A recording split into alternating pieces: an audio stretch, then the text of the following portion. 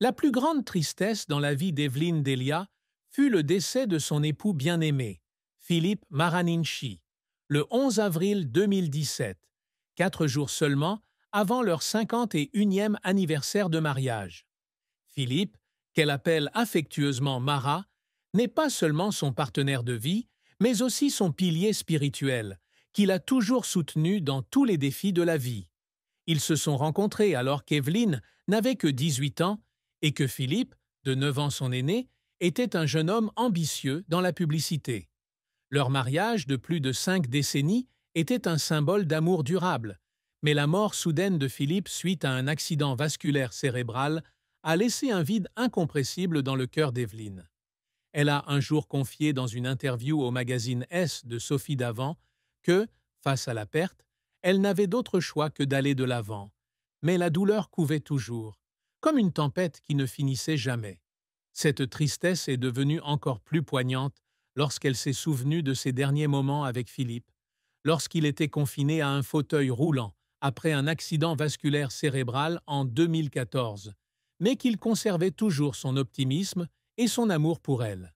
Cette perte n'était pas seulement la perte d'un mari, mais aussi la perte d'une partie d'elle-même, une personne qui l'avait accompagnée depuis sa jeunesse jusqu'à ce que ses cheveux deviennent gris. La tristesse ne s'arrête pas au décès de Philippe.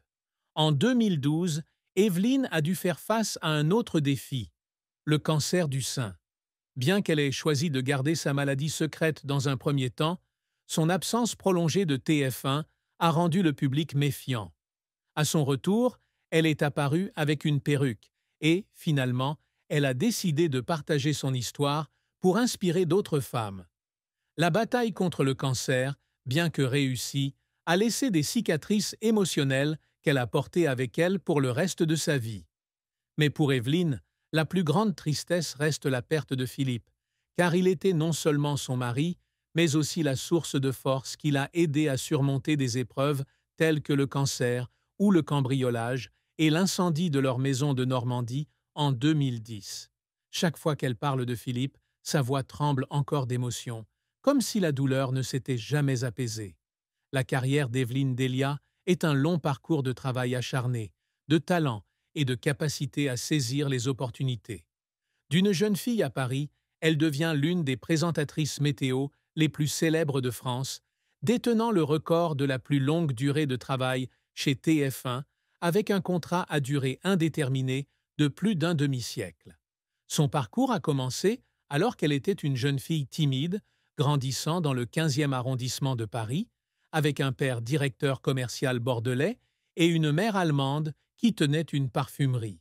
Après avoir obtenu son baccalauréat, elle étudie l'anglais à l'université Paris 3, Sorbonne Nouvelle, mais le destin la conduit vers la télévision.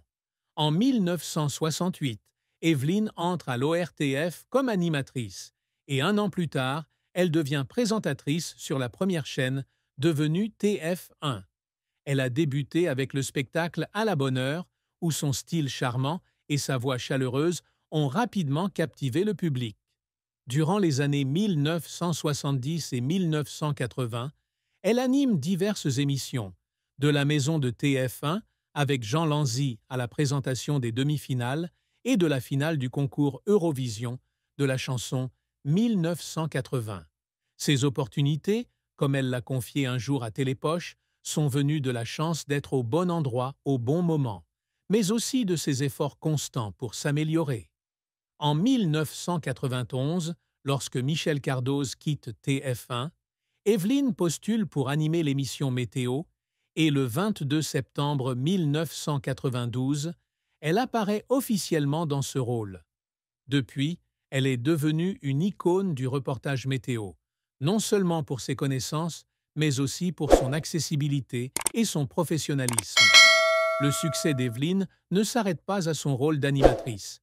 En 2000, elle est nommée directrice du service météo de TF1 et en 2009, elle occupe le même poste chez LCI.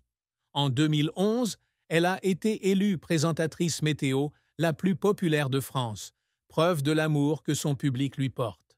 Elle a également participé à d'autres projets, comme l'écriture du livre écologique C'est bon pour la planète en 2007, et des apparitions dans des films et des émissions comme Le Grand Méchant Loup et Nos chers voisins. Sa carrière a été une série d'opportunités saisies, combinée à un dévouement sans faille.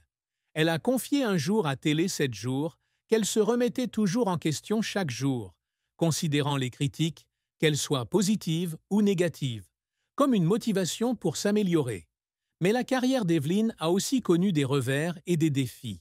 L'une des périodes les plus difficiles a été lorsqu'elle a dû quitter temporairement les ondes en 2012 en raison d'un cancer du sein.